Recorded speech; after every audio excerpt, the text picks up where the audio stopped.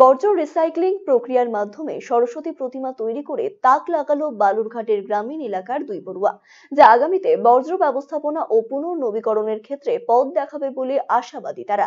স্কুলে কর্মশিক্ষা পরীক্ষায় তারা মাটির মূর্তি তৈরি করেছিল। তখনই স্কুলের শিক্ষকরা তাদের এমন অভিনব পরিকল্পনা বাস্তবায়নের কথা জানান।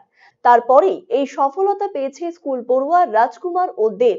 বালুরঘাট শহরের পূর্ব প্রান্তে অবস্থিত অযোধ্যা গ্রাম, সেখানকার কালিদাসী বিদ্যানিকেতনের অষ্টম শ্রেণীর ছাত্র রাজকুমার লোহার ও সপ্তম শ্রেণীর ছাত্র দেব লোহার।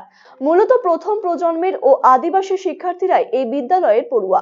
তবে শিক্ষকদের অনুপ্রেরণার, উদ্ভাবনী ও সৃজনশীলতার পরিচয় দিচ্ছে স্কুলের পড়ুয়ারা। দৈনন্দিন জীবনে আমরা প্রচুর জিনিস ব্যবহার করে পরে সেটা ফেলে দিই, প্রচলিত ভাষায় যাদের আবর্জনা বলে থাকি, কিন্তু সেগুলো দিয়ে আবার নতুন ভাবে কিছু তৈরি করা যায়। তারই প্রমাণ দিল এই দুই পড়ুয়া। কৌটোর খাপ দিয়ে প্রতিমা সজ্জা করেছে, প্রতিমায় ব্যবহার করা হয়েছে প্লাস্টিকের বোতলও। স্কুলের তরফে সরস্বতী পুজোর দিন মূলত প্রতিমার পাশে এই দুই খুদের অপটু হাতে বানানো সরস্বতী প্রতিমা দুটি প্রদর্শনীর ব্যবস্থা করা হবে বলে জানানো হয়েছে। স্কুলে ব্যবহার হয় না সেই জিনিসগুলা দিয়ে আমি একটা সরস্বতী ঠাকুর বানাইছি। তো এই ঠাকুর বানাই আমি খুবই খুশি হয়েছি, খুবই অভিজ্ঞতা। আমাদের যেরকম চুলটা দিছি উলে সুতার, আর কাপড়টা দিছি পেপারের। থেকে আবর্জনার পুনর্ব্যবহার, আবর্জনা ব্যবস্থাপনা নিয়ে একটা সচেতনতার অভিযান করা হয়েছিল।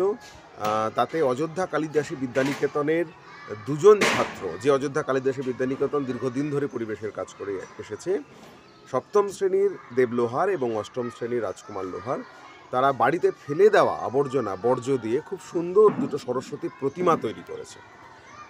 উল দিয়ে যেমন চুল তৈরি করেছে, প্লাস্টিকের বোতল দিয়ে সরস্বতী প্রতিমা শরীর নির্মাণ করেছে, রঙের কৌটোর ঢাকনি দিয়ে কানের দুল, প্লাস্টিক দিয়ে হাত ইত্যাদি, মানে অপূর্ব সে প্রতিমা।